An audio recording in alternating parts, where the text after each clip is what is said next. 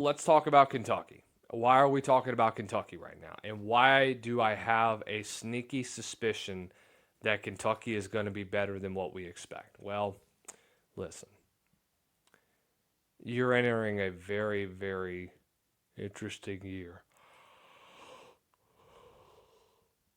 where, despite all of the guys that you lost from this past year, you lose some really, really good football players that are now at other schools and are also in the transfer portal.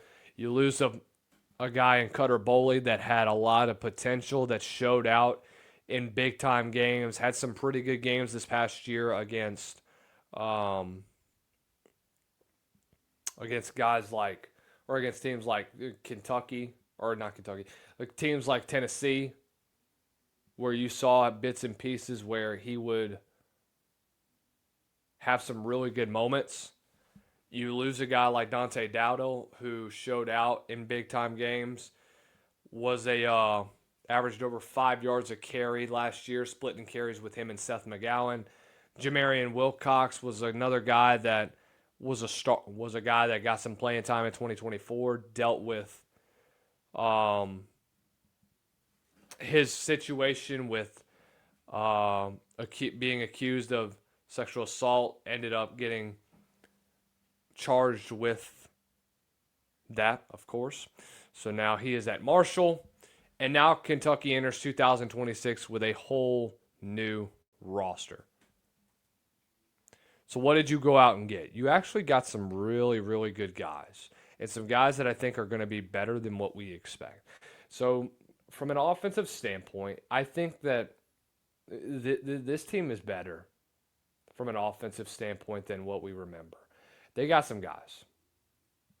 And if these guys can stay healthy, they have a legit chance of being really, really, really damn good. You brought in guys from the transfer portal, a guy like Tegra Shabola, who was a guy that got some playing time at guard for Ohio State, was a third team All Big Ten. He decides to follow Will Stein and company this upcoming season.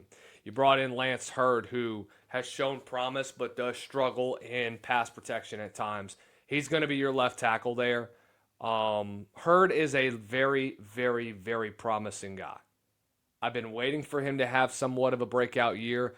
I think where he's at right now, dude, he is a load at offensive tackle, and he's going to be very, very good. Kenny Minchie, who is the Notre Dame transfer, he's a guy that got some playing time for C.J. Carr for 6 games throughout the season. He's a guy that I think can be really, really special. Our guy Nick VS6PH says, "Good job, bro." Thank you so much, Nick. Hopefully you are a subscriber and are tuned into us, as we always do. Guys, once again, if you're watching this on YouTube, make sure you like, share, and subscribe. Kenny Minchie is a very interesting quarterback.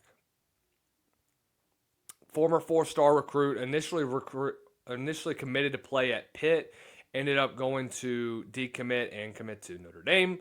Spent 3 years as a backup. So he is a very, very, very talented quarterback. He's got a dual threat capability about him that is somewhat similar to what Riley Leonard was. He's an excellent game manager, and he's a guy that I think can do some really, really good things in 2026. Very confident. Kentucky's going to have a very, very good quarterback situation. Probably the best they've had in just over 5 years, in my opinion.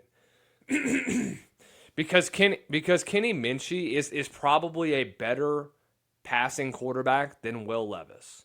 And I know that he hasn't taken a snap yet. I know that he hasn't really taken a real game action. He hasn't started a game yet in his career. But I look at the guy and I look at where he's at from the spring game. He is going to be very, very good. His swagger, his confidence is on another level. The running back room is where things get really interesting. You have guys like like the former number one overall running back in the class of 2023 and CJ Baxter. Um, didn't get a whole lot of playing time in 2025. He's been dealing with injuries. Had a torn ACL in 2023. Ended up needing surgery in 2024 because of a knee injury. He's dealt with injuries. Javante Barnes is a guy that has also struggled with injuries throughout the season. He was a Doak Walker Award watch list guy. Didn't end up going anywhere. Nick Anderson is another guy that has also dealt with some injuries. So there's a lot of concern when it comes to this team, but I think it's going to be very strong nonetheless.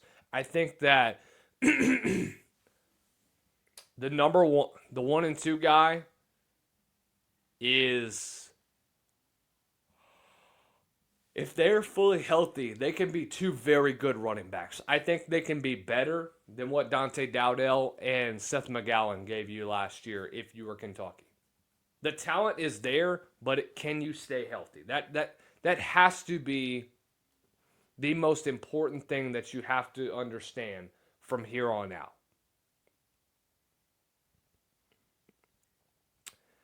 Wide receiver, DJ Miller and Shane Carr were also standing out. Offensive line wise is going to be really good. Colton Price, Max Anderson, Lance Hurd, from what I have heard. From a defensive perspective, the back seven is going to be the one with the most question marks. So, I don't know, man. Lot to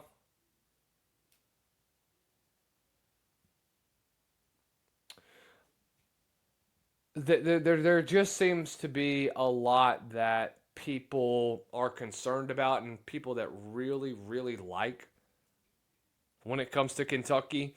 And when you look at their schedule, September is obviously going to be a tough one. Alabama at home, at Texas A&M.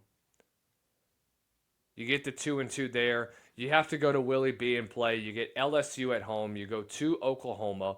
Vanderbilt's a team that I think you could actually pull off a victory there. That could be win number 3. The Governor's Cup could be 4 wins for you. Bowl eligibility for you, man.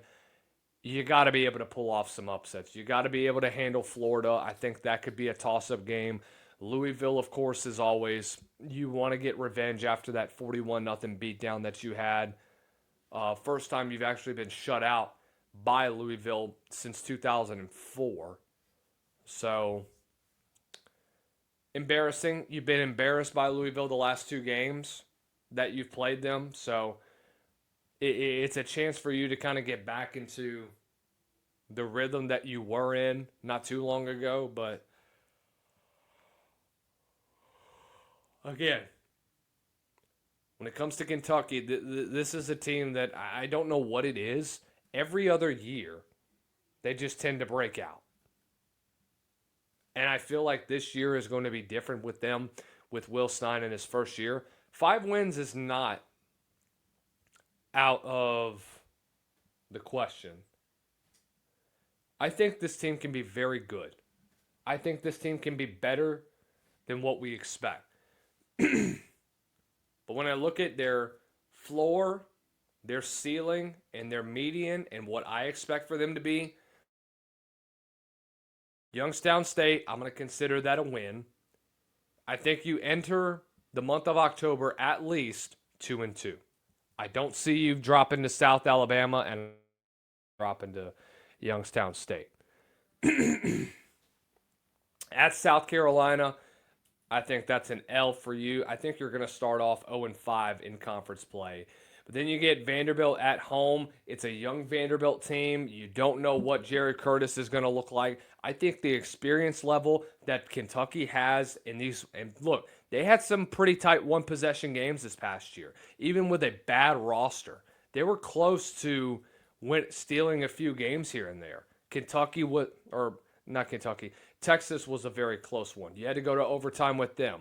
You could have beat Ole Miss at near the end. You had a couple misplays where you could have taken care of business there. But you're coming off of an incredible win against Florida where you were absolutely demolished them this past year.